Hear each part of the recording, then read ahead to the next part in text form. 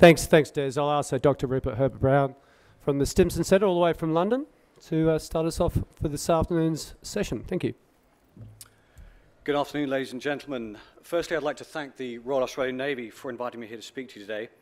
And secondly, specifically to my Australian hosts, on behalf of England, apologies for not giving you guys a better match at Twickenham last weekend. Your lads are to be congratulated.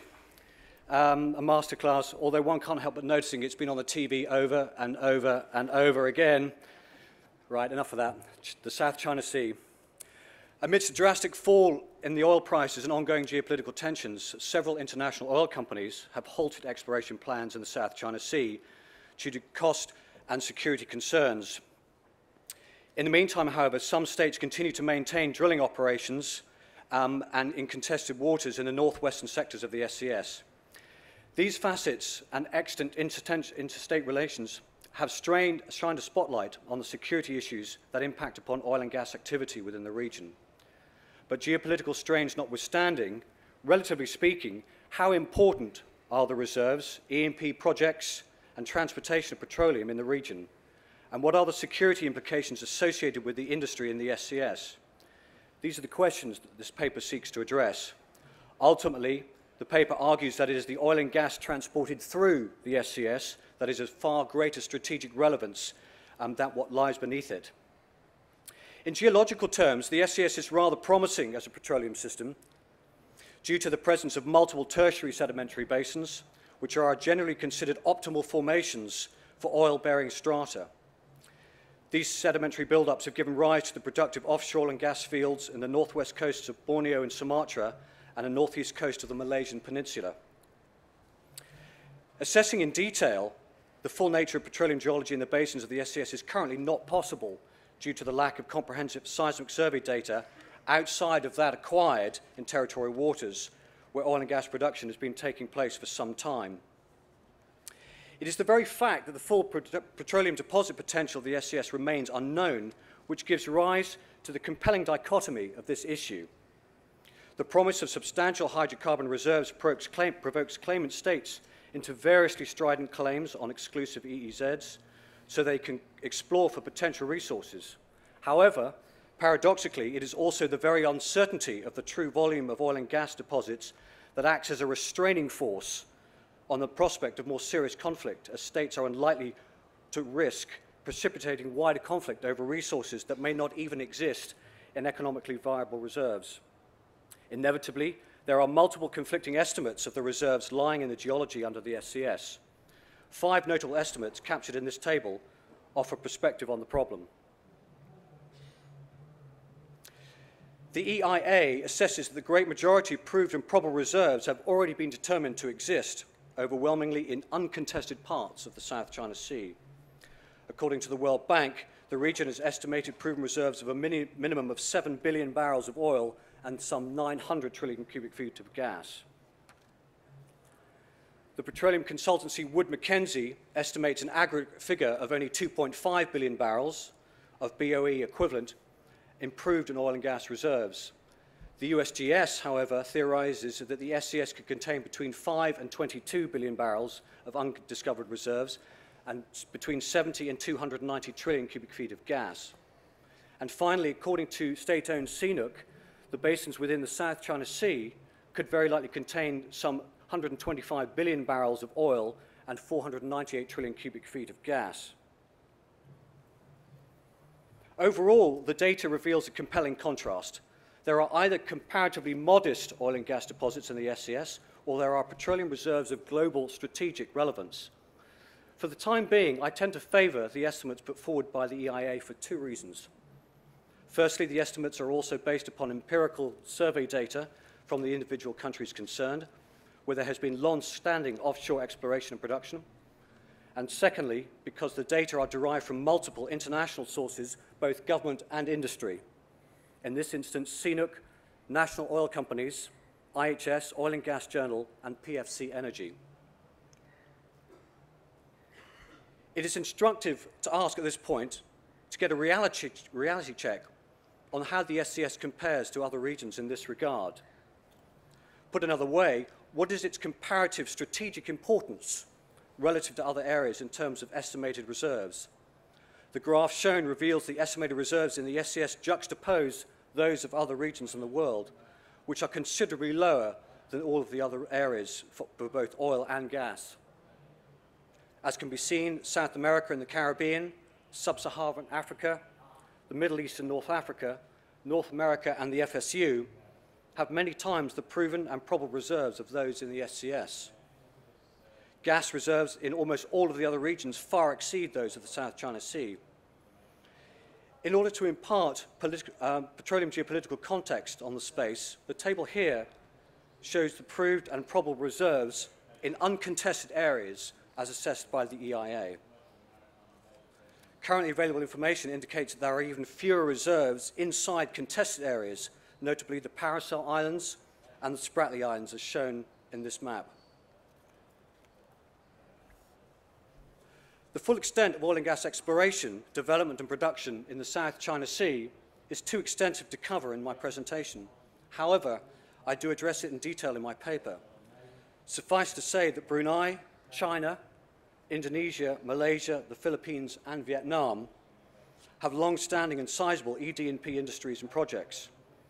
Currently, in the context of territorial disputes in the SCS, it is the exploration for oil, specifically the seismic surveying projects and exploratory drilling in areas contested by China and Vietnam and between China and the Philippines that have been of greatest security concern. In the context of the number of regional industrial states that import huge volumes of petroleum on a daily basis, there are few more dynamic and strategically important areas than the SCS. Indeed, once the figures of volumes of crude oil, refined products, LNG is transported into, via and within the SCS is assessed, it is clear that the volume of petroleum on the water, as we say, at any one time is arguably of far greater strategic significance than the oil and gas reserves located within it. Indeed, it is my contention that it is this latter reality that acts as the critical moderator on tension levels between states in the region. According to data from Lloyd's List Intelligence's APEX system, approximately 14.7 million barrels of crude are lifted by tankers into and within the South China Sea and the Gulf of Thailand each day. This amounts to approximately 30% of all global oil conveyed by sea.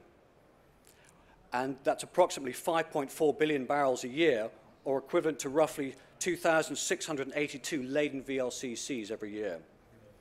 Some 94% of this volume enters the region via the Strait of Malacca and Singapore. This substantial volume of crude is driven in particular from demand from China, Japan, and South Korea, which still also have considerable large domestic refining capacity. A not insignificant volume of crude oil, almost 1 million barrels a day, is also exported by states inside the region. The table shown gives a comparative volumes transported by tankers sailing from regional states. Most of this oil is shipped to other states inside the SCS. However, some is lifted through the SCS on its way to terminals in Australia, Cambodia, New Zealand, Papua New Guinea, and Thailand. The bulk of interregional movements of crude are shipped in roughly even volumes to China, Japan, Singapore, and South Korea. Approximately 200,000 barrels a day are lifted through the Strait of Lombok to Australia and to island states in the southwestern Pacific. Though the future specifics of demand for individual volumes and destinations will of course change over time, the overall picture is one of increasing petroleum demand in the region. BP's Energy Outlook for 2035 puts forward the following projections. Asia-Pacific's proportion of energy consumption increases to 47% over the next 20 years, and net imports increase by 88%. Though regional energy production expands by some 52%, consumption grows by 60%. Regional demand for natural gas and oil increases by 19% and 41% relatively out to 2035.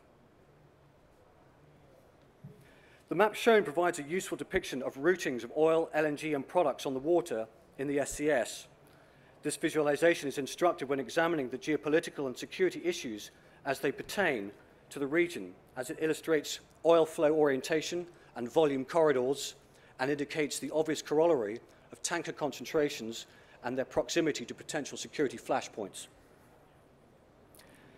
In 2014, 333 billion cubic meters of natural gas was traded globally by sea. In the same year, countries bordering the SCS imported some 223.8 billion cubic meters, or 373 million cubic feet of LNG, which, as you know, is obviously shrunk due to the cooling process, constituting a little over 67% of all the LNG lifted by sea in the world. Accepting volumes that transit from the Pacific, from the US, Trinidad and Tobago, Peru and Russia, this means that annually 63% of almost two-thirds of all the LNG on the water each year passes through the SCS, the Gulf of Thailand and the Sulu and Celebes seas. On a given day, thus, some 1 billion cubic meters of LNG is being shipped through the region, the equivalent of 5 laden Q-Flex tankers. The graph and table shown here illustrate the breakdown of importing countries in the region, which reveals the dominance of Japan, South Korea, and China. Demand for LNG in the major economies of ASEAN is predicted to grow by more than 5 times over the next 10 years, as production volumes in Malaysia, Indonesia, and Brunei slow amid increasing domestic demand. The seaborne trade in refined petroleum, that's things like LPG, gasoline, naphtha, jet, diesel, and heavy fuel oil, to, within, and from the SCS, is now a petroleum phenomenon of regional strategic significance. This is because the majority of states in the region no longer have the domestic refining capacity to service their own needs, and thus any protracted disruption resulting from a regional conflict or a security crisis could constitute a serious national security from an economic perspective. An exact measure of the quantity of refined petroleum on the water of this nature at any given time is problematic to determine with any precision. However, an estimate can be derived from the total volumes being imported. This equates to some 3.4 million barrels a day, or 16 to 40 product tankers on the water at any one time. On the supply side, the primary exporters remain Singapore, China, Japan, Malaysia, and Thailand in descending order of magnitude. However, as future demand steadily increases, and as the smaller, less economically viable refineries close in Malaysia, Thailand, and Australia, the future trade pattern will become more skewed towards the mega refining nodes. This will also include large streams of refined product entering into the region from Saudi Arabia, India, and the United States. Let us now turn to some security issues. When viewed juxtapose other piracy-prone areas in the world, Southeast Asian waters, by a wide margin, are now the most dangerous in the world. Indeed, as the graph illustrates, vessels in Southeast Asia are over 4 times as likely to be attacked as those in the next highest region, Africa. And the threat to shipping in Southeast Asia is over twice that of the rest of the world combined. Analysis of piracy reveals some interesting important trends with regards to threat scale, vessel typology, and concentration. Firstly, as shown in this graph, the threat of piracy in Southeast Asian waters has been steadily increasing since 2012. In the context of the threat to the petroleum sector, the overall situation is not good.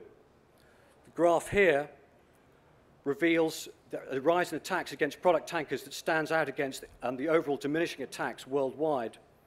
This has been due to the growing threat of hijacking of product tankers in West Africa and Southeast Asia. Viewed in totality, there has been a clear rise in attacks involving petroleum sector vessels since 2010. It is the deliberate targeting of product tankers by armed and experienced and determined pirates in Southeast Asian waters that is becoming of increasing concern. During 2014, of the 13 recap Category 1 incidents, all involved attacks against product tankers. This matter is explored in detail in my paper. However, the map illustrates there is a clear navigational logic to the location and concentration of attacks against laden product tankers that have sailed from Singapore into the SCS. The sea areas marked in red indicate aggregations of Cat 3 piracy incidents in the last 3 years, which also coincide, unsurprisingly, with greater concentrations of vessel traffic. The piracy threat to tankers in Southeast Asian waters does not constitute currently a strategic level concern to the region or to the flow of petroleum from source to market. Nevertheless, the risk to vessels is at worrying levels.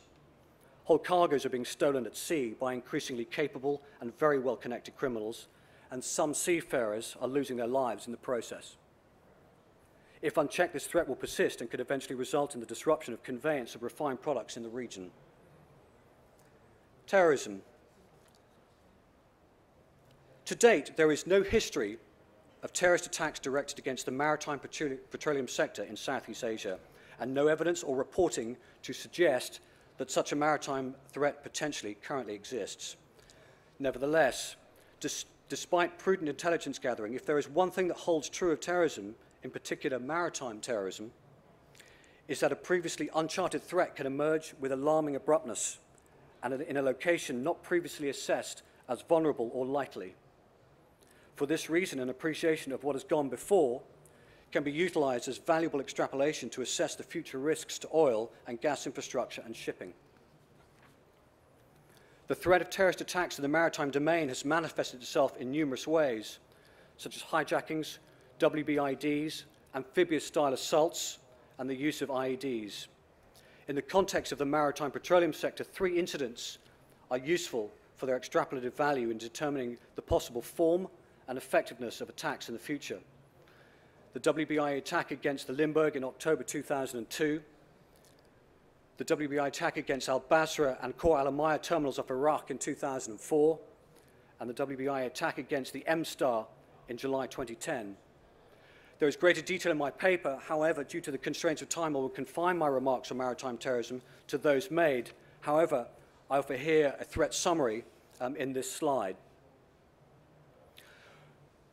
Whilst it seems almost inconceivable that regional geopolitical tensions driven by competing territorial disputes could precipitate a widespread conflict involving 2 or several states, this issue has been and continues to be part of both academic and journalistic discourse.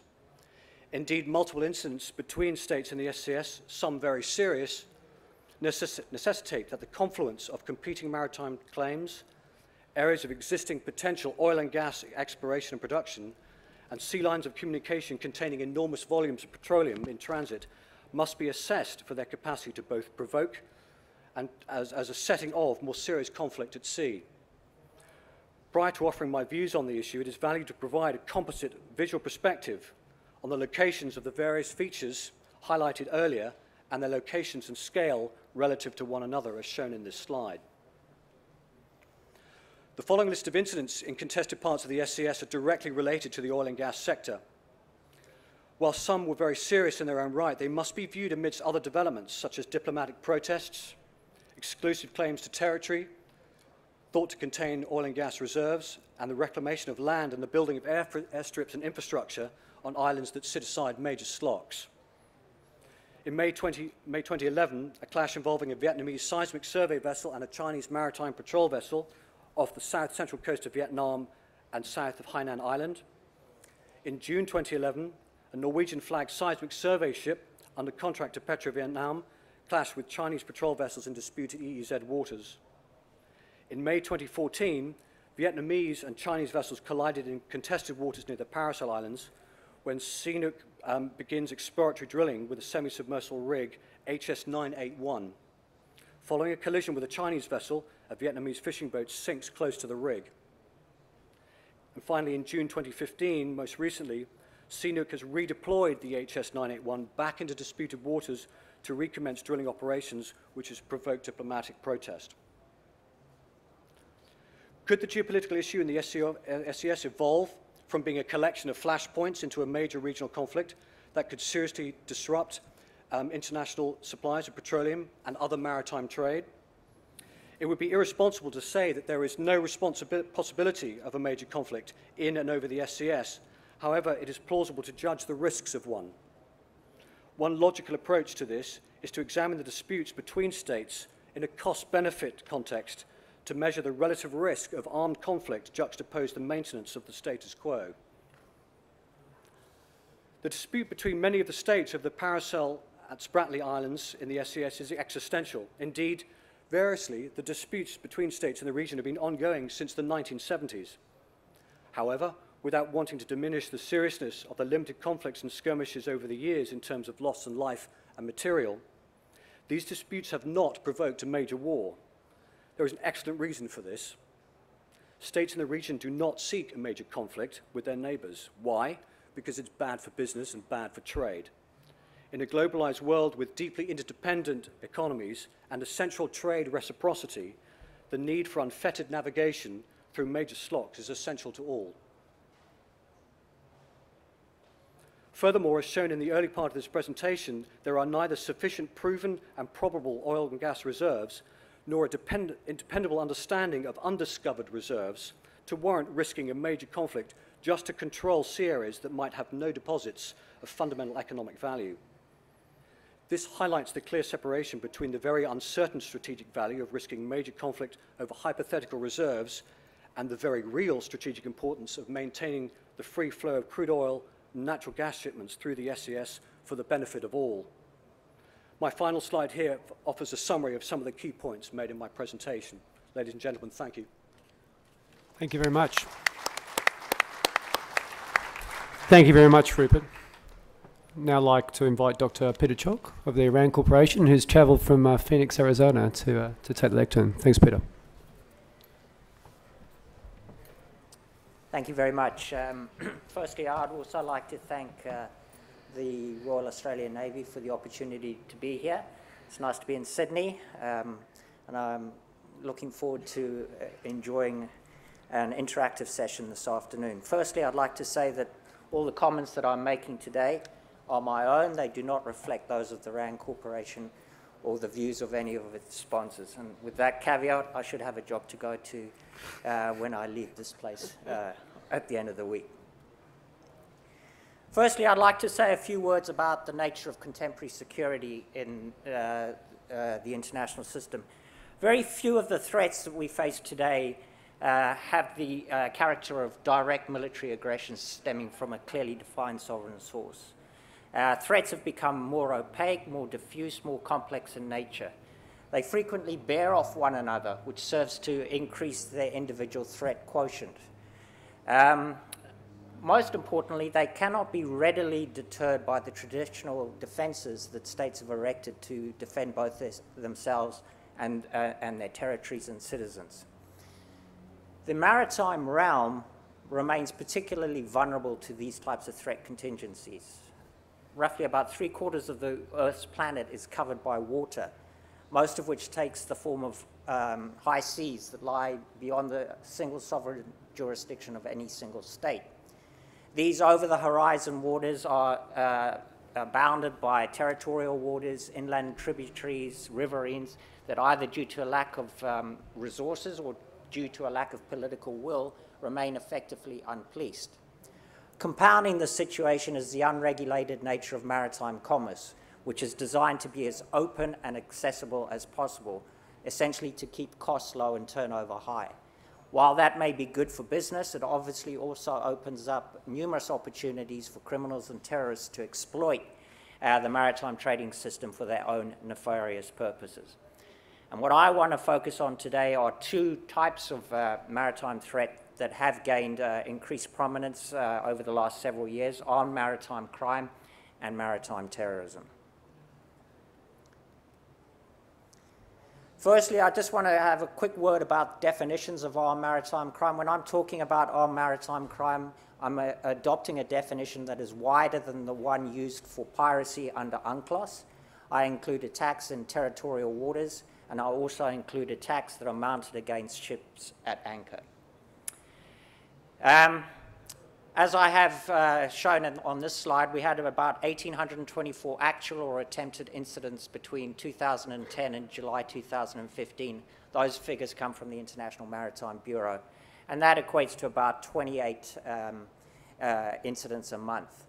The overall number of incidents has declined over the last 2 years, largely as a result of improved security off the Horn of Africa, and I'll get on to that in a minute. However, as Dr. Herbert-Burns has said, armed maritime crime remains a particularly serious problem in Southeast Asia.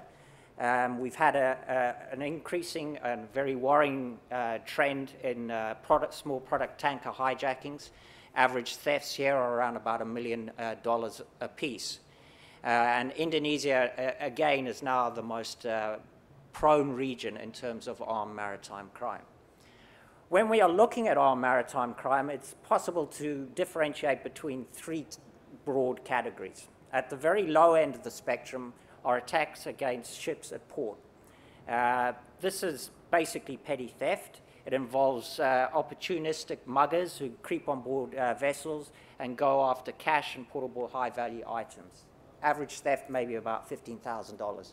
It's not particularly serious. More problematic is the ransacking of ships in territorial waters or on the high seas. Here the target is the cargo of the vessel in question. These types of attacks are carried out by well-organized gangs, generally pretty well armed, and they're quite prepared to use force and furtherance of their objectives.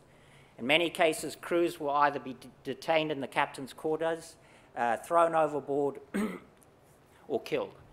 That vessel then becomes a rogue vessel, a vessel that is essentially unmanned. And obviously, if one of these vessels is left adrift in a congested sea lane of communication, it has serious ramifications for the safety of maritime navigation.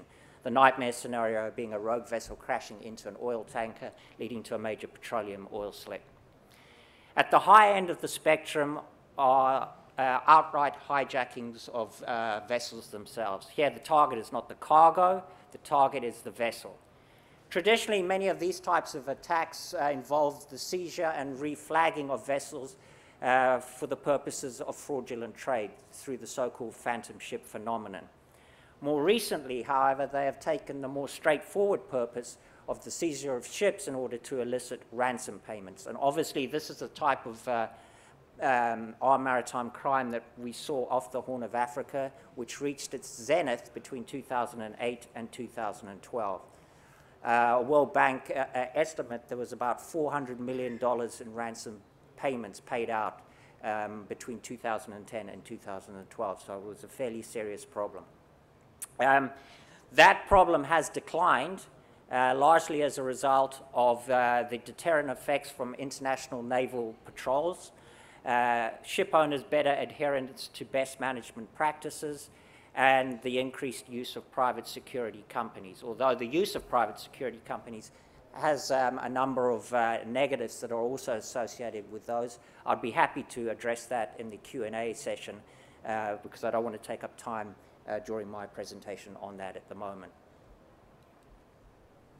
This just gives a breakdown for 2014, and as I said, Indonesia is now the most prone region in terms of armed maritime crime. Oh, hit the wrong one. So why should we care about armed maritime crime? Well, it's a phenomenon that transcends human security, political security, and economic security. From the standpoint of human security, attacks constitute a direct threat to the lives and welfare of a variety of citizens from a variety of flag states. So figure here, 3,675 taken or hostage or kidnapped between 2010 and July 2015. Philippines has been most severely affected, largely because Filipinos constitute the largest mariner state in the world. And the situation has been so bad with the Philippines that all mariners are now required to undergo anti-piracy training before they actually go to sea. Armed maritime crime has a direct economic cost in terms of mitigation measures, fraudulent trade, stolen cargo, and delayed trips. According to Oceans Beyond Piracy, which is a specialized project of the One Earth Foundation based out of Denver, which has done the most in-depth cost analysis of armed maritime crime, the cost of piracy alone off the Horn of Africa was between $7 and $12 billion a year. Armed maritime crime can also undermine governing legitimacy by encouraging corruption in littoral states. Corruption can include everything from turning a blind eye to the activities of armed syndicates to actually facilitating in the rapid transfer of stolen cargo.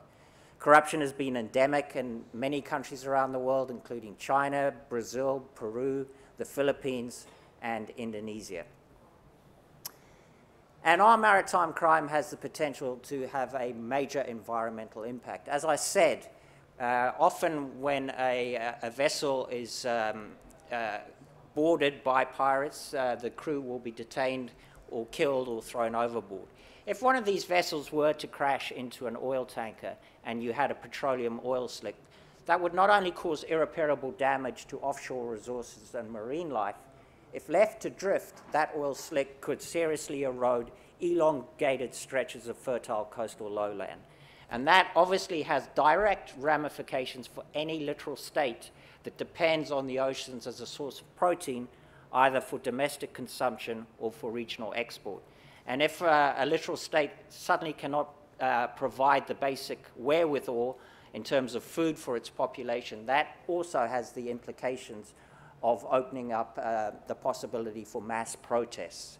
And the 2008 rice crisis that we saw in Asia, although not connected to our maritime crime, certainly does highlight the potential for unrest when a state can suddenly not provide the basic necessities for its population. So what are the contributing factors to our maritime crime? Well, traditionally, it was fed by two factors. One was the enormous amount of freight that moves by sea. Roughly 80% of commercial traffic moves by maritime conveyance, so that opened up an enormous array of potential targets. Much of this freight also was moving through congested sea lanes of communication, choke points, which ship owners chose in order to reduce the length of their journeys. The volume of shipping passing through straits such as the Strait of Hormuz, the Suez Canal, the Panama Canal, the Malacca Straits, obviously forces vessels to drastically reduce speed in order to ensure safe passage. And that makes them inherently susceptible to interception by fast attack craft that are launched from land. Our maritime crime in the contemporary era reflects the continued salience of those two factors in addition to a number of others.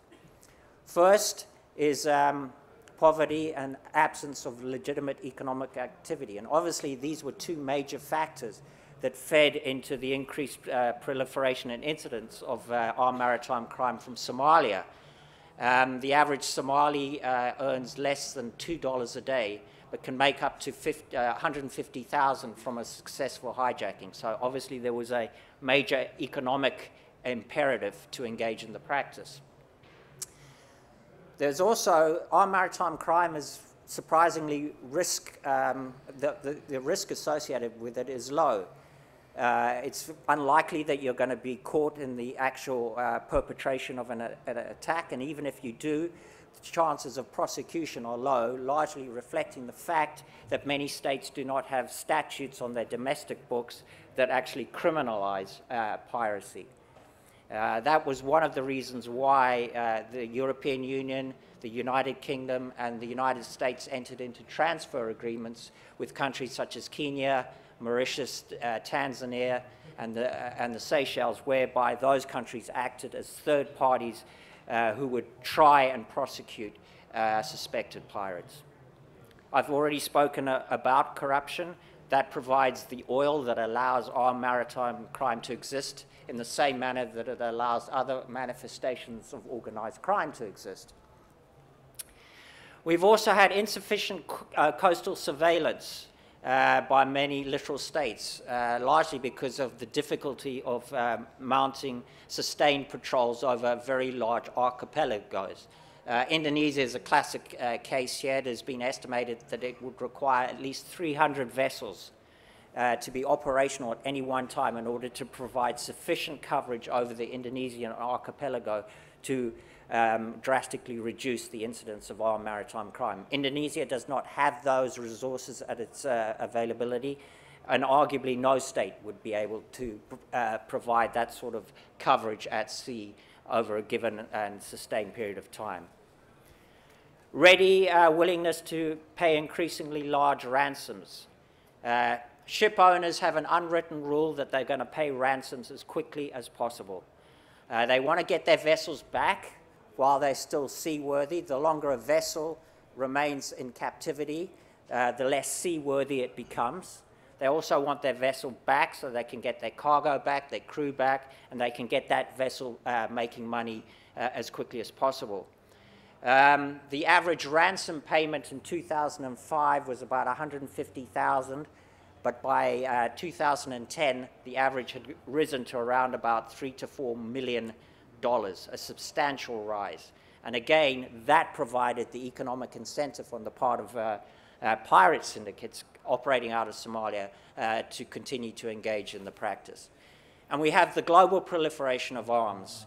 Many of the pirate syndicates and our maritime crime gangs that we see today are very well armed. They are not the Johnny Depps of this world with cutlasses.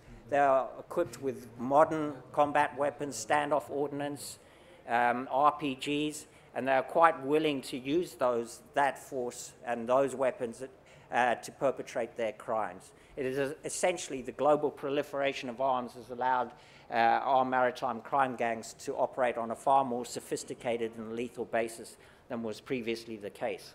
And that particular point highlights one of the ones that I made right at the beginning, whereby many of the non-state threats that we are facing today bear off one another. In this case, you have our maritime crime bearing off the illegal trade in light arms trafficking.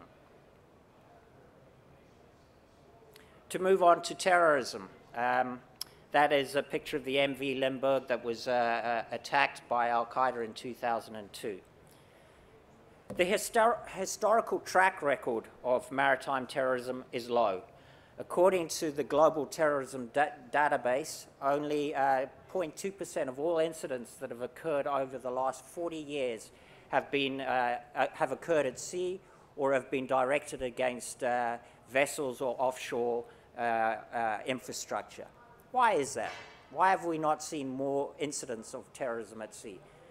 Well, in order to operate for sustained periods at sea, you need certain specialist skills and resources. And many terrorist groups have simply lacked the money to provide those resources for sustained operations.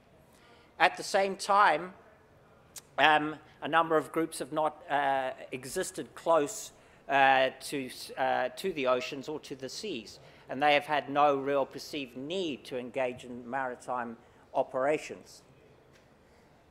Further factor of the nature of land targets. They are fixed, they are easier to hit, and most importantly, they are far more media accessible. If you bomb a shopping mall, CNN is going to be there within an hour, if not sooner.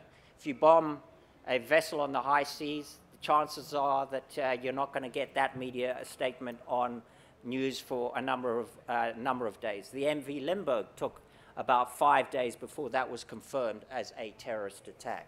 And for terrorists, instant media is absolutely essential to what they do. Without it, terrorism loses its potential force multiplier effect. Terrorists have also been traditionally tactically conservative. They are control freaks. They like to, precisely because they lack sufficient resources, they will always go after tried and tested methods that offer a reasonably high chance of success. The unpredictabilities that are associated with operating at sea, in that fact, has acted as a deterrent or a detractor from the perceived utility of conducting marine operations. Having said that, the notion of maritime terrorism today remains a concern for a number of reasons. First, we have seen a small but discernible spike in fairly high-profile operations. We had the bombing of the Cole in 2000, the bombing of the Limburg in 2002, the firebombing of Super Ferry 14 in the Philippines in 2004. We had the attack against the M-Star in the Strait of Hormuz in 2010, and we had the RPG attack against the COSCO Asia as it was transiting the Suez Canal in 2013. So there does seem to be something going on where groups have steadily sought to expand their operational ambit to include marine operations. Most of those plots have been associated with Al-Qaeda and its global affiliates.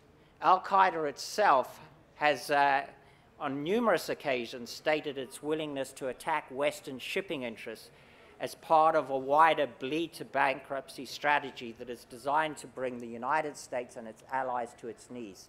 The assumption is that the United States or the Western trading system's Achilles heel is energy. And if you start hitting oil tankers that are transiting key sea lanes of communication, you'll be able to deliver a crippling blow to the US economy and to commercial trade in general. Another factor that is increased concern is state failure. Two major areas that we are concentrating on now are Libya and Yemen.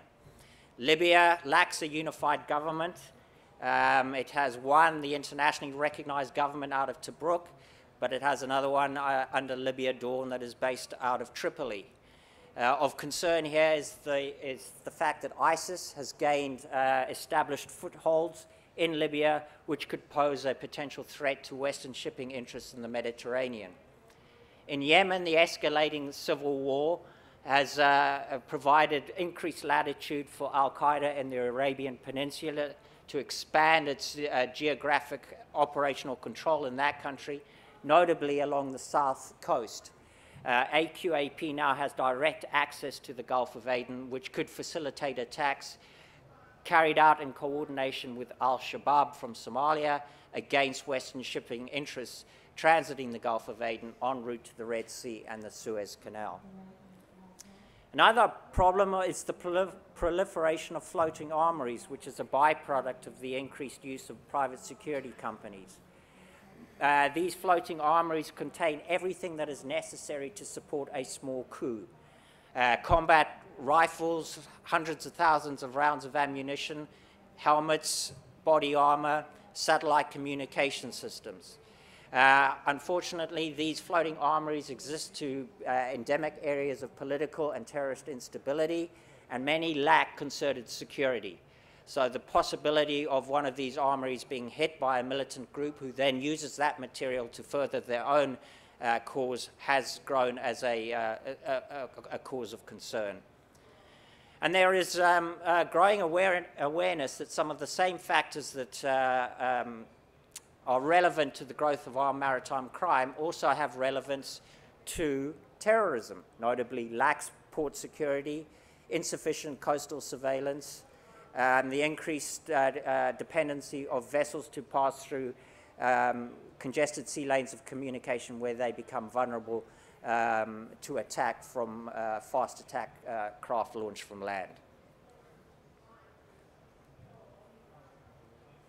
These are just some of the selected maritime incidents. They will be in the presentation. I won't go through those right now.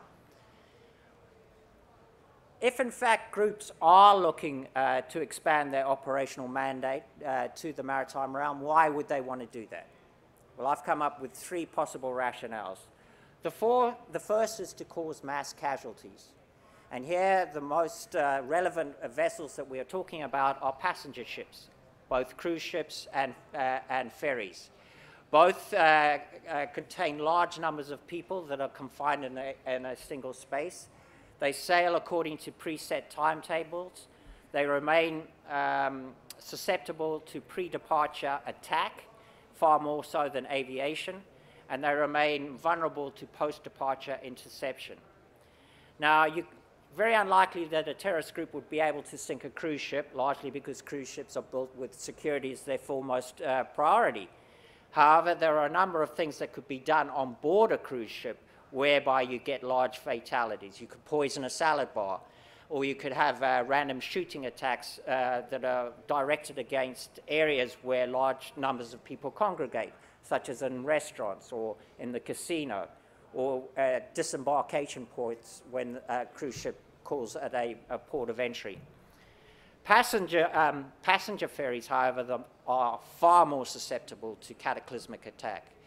They have design features that make them very sensitive to subtle shifts in their center of gravity. Passenger ferries that transport vehicles, for instance, lack stabilizing bulkheads on their lower decks. Ferries themselves also preclude the option for 100% security because their basic rationale is to move people and vehicles as quickly as possible. You just cannot have 100% security for everything that is going on board a passenger ferry. To give you an idea of how easy it is to attack one, the bombing of Super Ferry 14 in the Philippines, that took 2 months of pre-attack surveillance. It was carried out by a single operative. It cost less than $400.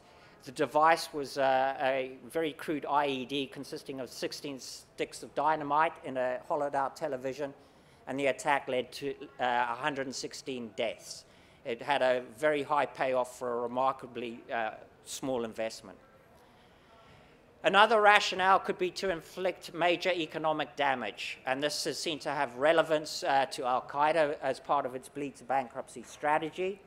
Here, one of the most commonly postulated scenarios is to close a critical sea lane of communication in order to disrupt the mechanics of international trade, which has very little redundancy built into it. If you were to block the Suez Canal, that would require about 3 weeks extra steaming time. And that would have direct ramifications for goods that are either perishable or for energy products.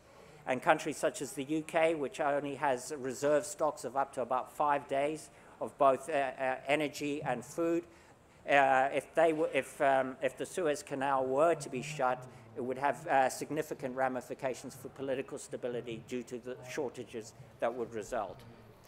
And finally, I've alluded to this, attacks could be carried out to precipitate an environmental crisis, which then leads to a political crisis. And as I said, if any state is unable to provide the wherewithal in terms of basic necessities for their population, you do set the scene for a potentially serious political crisis within that country. So what is all this? This is my final slide. What are the implications for sea power? Well, traditionally, sea power was aimed at protecting sovereign trade routes from interference by another government's marine forces. Many of the threats that we are seeing today do not have that character. The functions of sea power are not relevant to many of the sub-state threats that we face today that emanate from non-state actors. At the same time, the increasingly globalized nature of commercial maritime traffic has made supply chain networks increasingly dependent on inventory, on systems that have very little, if any, redundancy built into them. The so-called just enough and just-in-time inventory basis remains inherently susceptible to exogenous shocks that are caused by either accidental or deliberate disruption. Established navies could play a meaningful role in helping to mitigate some of these threats. They have proven their worth in helping to combat the drug trade by facilitating interception in the Caribbean and the Pacific. They are increasingly playing an important role in addressing the migrant crisis in the Central and Eastern Mediterranean. And as I said at the beginning, international naval patrols were a very important factor in terms of providing a deterrent effect for piracy in the Gulf of Aden. If maritime navies are to play a more concerted role, one of the most logical ways they could do this is to provide assets that serve to augment the mitigation strategies of civilian agencies.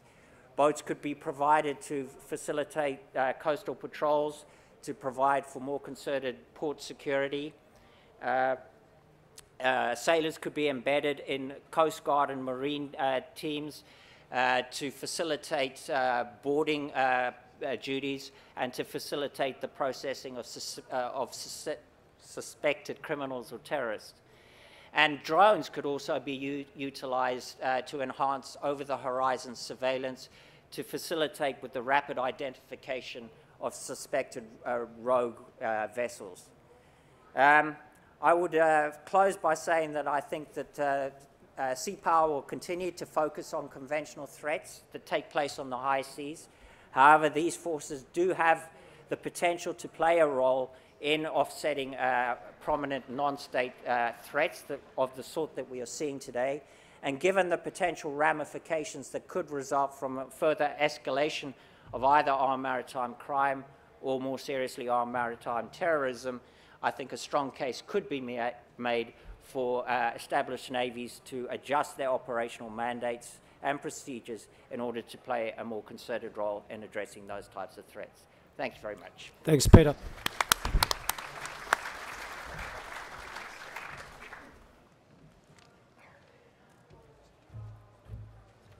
Well, Dr. Herbert-Burns, Rupert, and also to Dr. Chalk, Peter, you've provided two very contemporary papers focused on energy security at sea and, of course, transnational maritime threats, which, of course, reflect the dark, violent and ungoverned side of globalisation and how we must reflect on the implications for sea power. I'll now open the floor to any questions which I know you all have. Can I ask those who do have questions, just to state your name, your organisation, and try and keep your questions sharp and focused. One question here. Just wait for the speaker there, mate. Good. Sub-Lieutenant Nuttall Smith with the Royal Australian Navy. My question is for Dr. Chalk. Dr. Herbert-Burns described the South China Sea as both a source of energy and a thoroughfare for it. He described the former as relatively low importance and already being impacted by conflict between regional nations. With respect to the latter, as a thoroughfare, do you see the interstate conflict taking a toll, or, given the international interdependent flow of energy, would you anticipate cooperation amongst the region's nations in combating maritime conflict, even while pursuing competing territorial claims? I will certainly pass the table to Rupert on this, but I'll make some general remarks. I think that no state amongst the competing claimants within the South China Seas has any interest in seeing the disruption of throughput of trade in that region. It would make no sense in terms of their commercial assets. I think that there is potential for cooperation to deal with sub-state threats that may seek to disrupt energy flows going through that region, because it is of such importance both to the states themselves and also to the wider international community. Obviously, however, though, the problem, it becomes problematic essentially because you're having to put a form of international cooperation over an area where there are competing demands and where there isn't a strong incentive to deal with threats on a multilateral basis. If anything, we're looking at sort of bilateral cooperation and coordination, and that's probably where you will see it. I will caveat that by saying, though, if there was a major attack and it was linked back to a non-state threat or to a non-state actor, then I think you would see the claimants themselves have a far greater vested interest in working together to ensure the viability of what is actually the maritime commons in that region. But I don't know if Rupert wants to add. Certainly. I would echo what Peter has just said.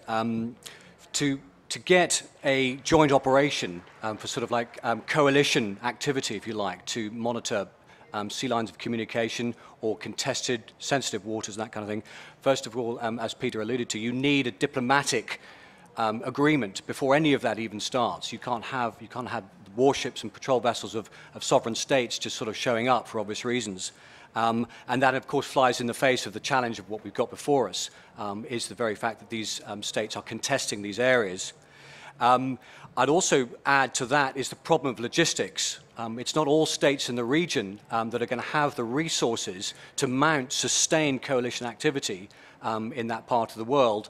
And it's also even let's suppose, for the sake of argument, the bilateralism was to work in that area, and you were to inject vessels which could sort of sustain themselves for elongated periods of time. As the Americans have been finding with sort of whether to challenge overflight in so-called sovereign airspace, how close do you go? How, do you incur? Do you stay outside it? Does that do you any good in that line? So you then go back to patrolling in sort of international waters and so on, but where do those end and begin in this particular context? So you can see this is a deeply challenging thing which has to be handled very delicately. I would just end by saying that perhaps it's going to take some considerable or quite obvious threat to provoke states in a region of wherever it might be to come together, as it did off the Horn of Africa, to try and create a sort of a compound solution to that. Something quite obvious, perhaps like a terrorist attack of that nature, or some very serious clash which can't be ignored any longer, if you see what I mean. Does that help? Good question. Next question, please.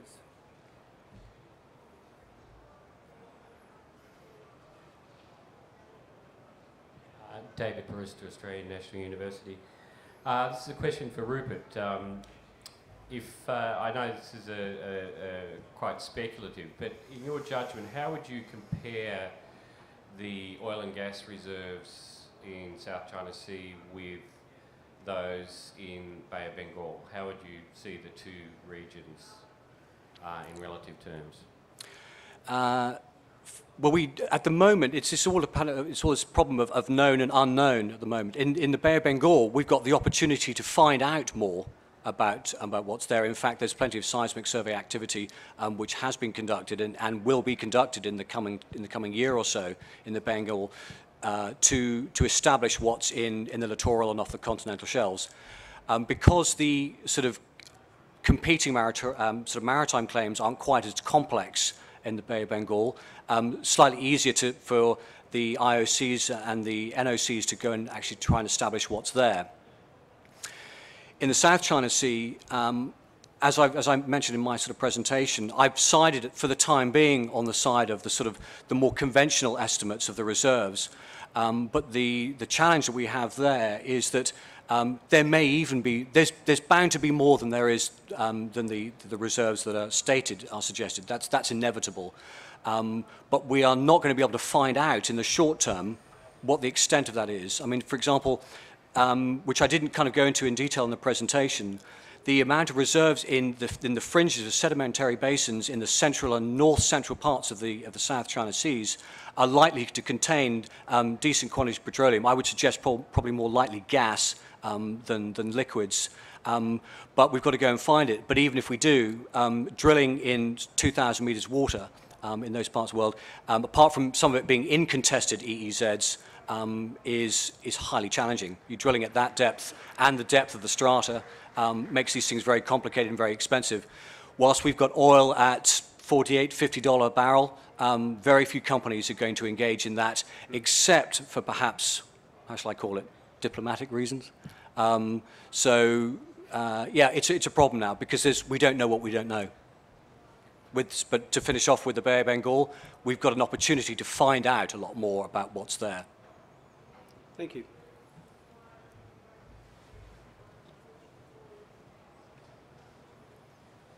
Thanks, sir. Commander Josh Wilson. I work in Navy Strategic Command. I'd like to start off by thanking Dr. Chalk for giving me another reason to avoid salad bars. Thank you very much, sir. Dr. Chalk, you talked about some of the causal factors for maritime crime and piracy and drew some links around Somalia and the events around the Horn of Africa. Noting Dr. Herbert-Burns' comments about the increased piracy in the South China Sea that we're currently seeing, would either of you care to postulate on what some of the causal factors on that might be? I can start, yeah. The same causal factors that led to the resurgence of piracy back in 2004. The difficulty of coastal surveillance, the economic incentive for engaging in the practice, lax port security and corruption. Now, the reason why piracy in Southeast Asia declined so dramatically in 2004 was ironically linked to a decision by Lloyd's of London to designate the Malacca Straits as an area of enhanced risk. And that caused Malaysia, Singapore, and Indonesia to initiate joint patrols in the Malacca Straits that significantly reduced the level of activity. The point I want to make is that the mitigation measures were always at sea. They never addressed the land-based factors that caused piracy to exist in the first place. And so they remained in place. And as the number of attacks declined, so the perceived need for the continuation of those very sustained trilateral patrols also declined. The pressure was lifted, pirates could operate again. And I would say that exactly the same dynamic is going to occur off the Horn of Africa. We have not addressed that problem at all. If the international naval flotilla, the mandate ends, and you see naval forces leaving that region, you see private security companies leaving that region, you're going to get a resumption of attacks, because the fundamental factors driving piracy in that area are all from Somalia, and no one is getting involved in nation building in Somalia. Rupert, would you like to? Sure. Good question, certainly, because it's a big issue, and one that I think needs more address, particularly with regards to Southeast Asia. You mentioned sort of like a causality. Coastal communities in some of these archipelagos, particularly kind of in Indonesia, from a sort of an economic point of view or a wealth point of view, still a lot of these communities are getting left behind. So there's still a big economic incentive for sort of seafarers or dwellers in these parts of the world to go after, as Peter was talking about in his address, to go after the rich pickings in those waters. And they've got a good legacy. They're good at it too, and they know what can be achieved. Furthermore, the organization which has gone into this is a step change from what we saw towards the end of the 90s and in the early 2000s with regards to Southeast Asia. These guys are getting it together. They're organized. They're getting, whilst the communities themselves don't have the money, but the organizations behind them are fixing these guys up with good intelligence about where vessels are, where cargoes are, the values of them, how to find them. And I'd also say that, perhaps in this instance, seafarers are getting lax again. We've got situations in that part of the world where, vessels are being taken with comparative ease. These vessels aren't afforded the same kind of security that we put together on both a military and on a private basis in the Horn of Africa and in the northern central Indian Ocean. And also, as these attacks get more successful, and you find that, as Peter was saying, talking about phantom vessels and whole cargoes being taken, particularly, of course, refined products, of course, which are easy to sell because they're already prepared. As pirates get better at it and they demonstrate to other groups and competing groups that this can be done, then, of course, you get this multiplier effect. So it comes back to the fact that we need to step in and start paying attention to this because guys are losing their lives, and of course that's what started to provoke, to say nothing of course of the cost to the insurance community of why we started to get a grip of the problem in the Indian Ocean. Thanks, Josh. I might ask our previous Chief of Defence Force, Admiral Chris Barry. Chris Barry, Admiral, former Chief of the Defence Force, now at Australian National University. As a follow-on to the previous question, 2 years ago I attended a presentation by the UNDPO organisation which explained that pirates from the east coast of Africa, having been apprehended, will be sent ashore, sentenced to 21 years in prison, put in those prisons and be delighted to be there because even though they're going to lose their life inside the prison, the conditions in those prisons are better than what they left. And so the problem we confront here is that big money finances the piracy operation, provides the tools for piracy and the rewards for success. And yet when they're caught, that is red-handed apprehensions, they're going to end up with 21 years in one of 3 prisons on the east coast of Africa, and know they're going to die there and yet they still want to be there. It's not a bad outcome for a pirate. The Russians, on the other hand, as you can see if you look on YouTube, have quite a different solution. They had a ship apprehended by pirates, which they subsequently shackled the pirates to the guardrails at the back of the vessel and exploded it. It sank into the sea, and guess what? They haven't had a problem since. Would you like to comment on that as a solution for this scourge, which has been going on for centuries? As you feel free, Peter Rupert. String them up by the yard arm, eh? Well, there is a deterrent effect. The Russians have shown that their willingness to use force has had a, if you want to put a positive effect, not only off the Horn of Africa, but also in the East China Sea. Whether or not those sorts of solutions can be countenanced today in the contemporary international system is debatable. Having said that, at least in theory and under strict international law, the UN Security Council did pass a resolution authorizing the use of all means, including military means, to address piracy off the Horn of Africa. No state actually acted upon that resolution. And the reason no state really had to, because the problem was deflected to private security companies who provided that one-on-one security that international naval flotillas cannot. Whether or not the answer in terms of deterrence lies with private security companies in the future is an open question. They certainly do have a deterrent effect. There has not been an instance where a ship with armed guards on board has been successfully hijacked. But there are a number of logistical, legal problems associated with many of these groups. Many are not audited. The IMO has come out with a basic standard for auditing these groups, but I think I'm right in saying as of the end of 2014, only 48 companies had been audited to that level. And when you think about how many are operating, that's not very many. There's legal problems in terms of having armed guards on board ships call into territorial waters.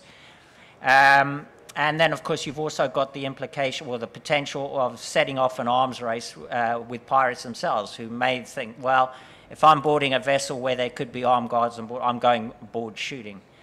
But the point is, though, there is no real deterrent effect for many of these individuals. They are coming from abject poverty, where there is no prospect of a better life. And one thing I would like to say, to follow on from a previous comment that Rupert said, you've got to take a look at coastal communities. In Somalia, many of the coastal communities had no incentive to cooperate with authorities because the pirates were providing what the state couldn't. They were providing jobs, they were providing water, they were providing food. And in that sense, they were seen as Robin Hoods.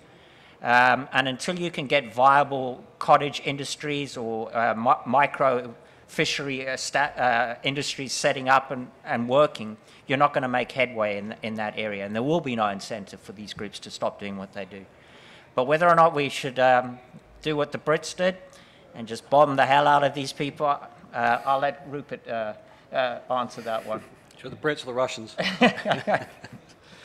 I would simply add to that the creating or finding the right way out of the sort of the imbalance between the fact that these guys are prepared to take considerable risks to get off the beach, metaphorically speaking, juxtapose the sort of the deterrence that's out there.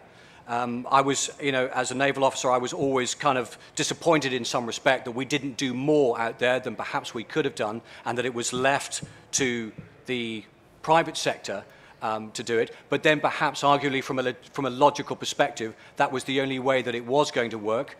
I would sooner see the continuance of PMSCs out there in a deterrent capability, rather than creating or lessening the sort of the rules of engagement, as it were, to start taking really quite sort of draconian measures. So this balancing act is a problem. Also, of course, because that particular problem has now dissipated a lot, we're kind of losing our compass on it. I mean, Peter's brought it up again. It's the first time in a conference for a while that I've seen it raised again as an issue, because it's still there as a latent problem, and it hasn't been solved. So if we take our foot off the gas a bit, then these sorts of things re-emerge, and I believe we're seeing that in Southeast Asia now. Mike.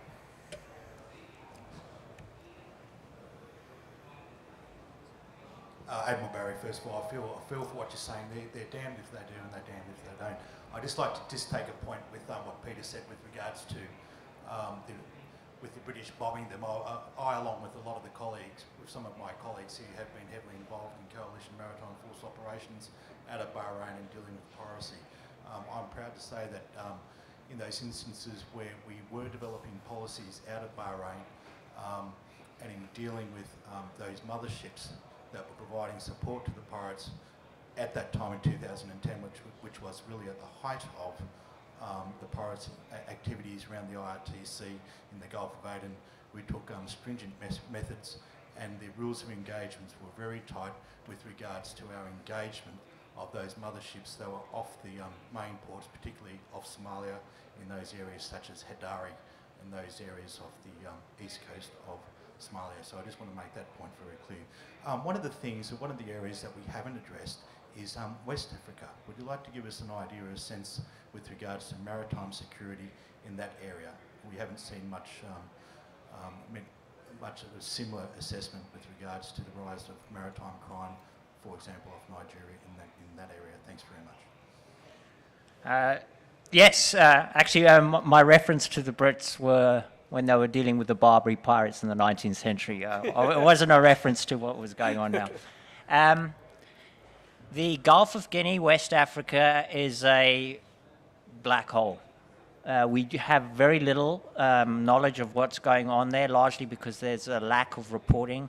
There have been moves to integrate joint patrols, but they're nascent. It's a problem. There's a lot of attacks that have been directed against offshore platforms. A number of attacks are being orchestrated by pretty well-organized militants operating from the Niger Delta. The violence that is associated with armed maritime crime of West Africa is actually the most serious internationally. Although Southeast Asia is the most prone region for armed maritime crime, the most violent area remains West Africa. And then you've also got the issue here of just chronic corruption. Guinea-Bissau, Guinea, Ghana, Nigeria, especially Nigeria.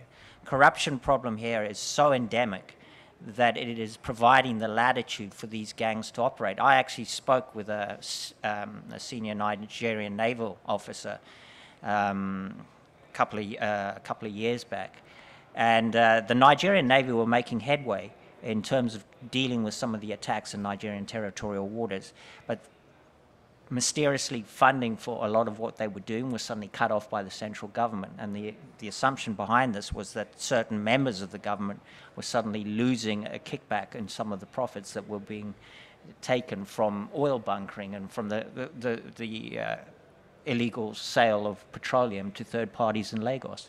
So when you've got issues like that, it's incredibly difficult to institute effective national, regional, or international operations to counter the problem. And I would say today, the most serious part of the world in terms of armed maritime crime is actually not Southeast Asia. It's probably the Gulf of Guinea, simply because of the violence thresholds and the chronic corruption that is characteristic of that region. And as we've seen, it's not only with respect to our maritime crime, I mean the drug trade. One of the reasons why Colombian cartels are going increasingly through West Africa is because they have bought off the highest levels of governance in countries such as Guinea-Bissau. And that it provides a much more secure indirect route to get cocaine to Europe. So it's a big problem. And I don't know to what extent the regional community there is able to address it on its own. As I said, there have been moves to integrate information sharing centres in the Gulf of Guinea, but they're pretty nascent at this point. Rupert, do you have any comments on that? a couple of additions. Agree with totally what Peter was just said, except to add that on a wider scale, the response remains uncoordinated still in West Africa in terms of getting regional states in that northern bend of the Gulf of Guinea to react together. That's obviously compounded by the fact that their resource availability is very, very limited, to say nothing of a lack of sort of area surveillance and that kind of technology. From a seafarer's point of view, one of the differences, of course, on this West Africa thing juxtaposed the Somali problem was these guys are incredibly quick to violence. They're in there to steal either an entire cargo or the belongings inside the superstructure. And seafarers, on average, just not prepared to deal with that on their own. You know, and even if you're going to hunker down, you're still likely to lose the vessel. So that's one of the problems. Also, from a private maritime security perspective, it's still not possible to have armed ship security teams in that part of the world, which, as we've seen in other parts of the world, are still effective as a form of deterrence. And the final thing that I'd add, of course, is it's a fabulous target-rich environment. You've got large numbers of product tankers there, laden, which are the locations in roads or alongside or at terminals is often well known, and this information is freely traded by less reliable customers. And of course, the skill sets of these people have now become well developed in conducting ship-to-ship transfers, STS, in roads and so on at night, almost in a pre-packaged way. These things are facilitated and allowed as well. So very challenging, and the problem is not going away. I think I might just take the last question. Peter, you mentioned about black holes, and I think that's the crux of the problem, the size of the maritime domain, the magnitude of the ungoverned areas. What are some of the solutions? Because in my view, non-state actors, when they're being watched, such as by UAVs, they behave differently. So what can we do to actually, I guess, reduce the size of these ungoverned areas, I guess, for both Peter and for Rupert? I think, well, it obviously comes down to cooperation and coordination, interagency collaboration. And here I think it's probably unrealistic to think in terms of international cooperation. You've got to get coalitions of the willing, so sub-regional maritime agreements in places like the Gulf of Guinea or Horn of Africa or the Gulf of Thailand, where you get a small number of states that are coming together.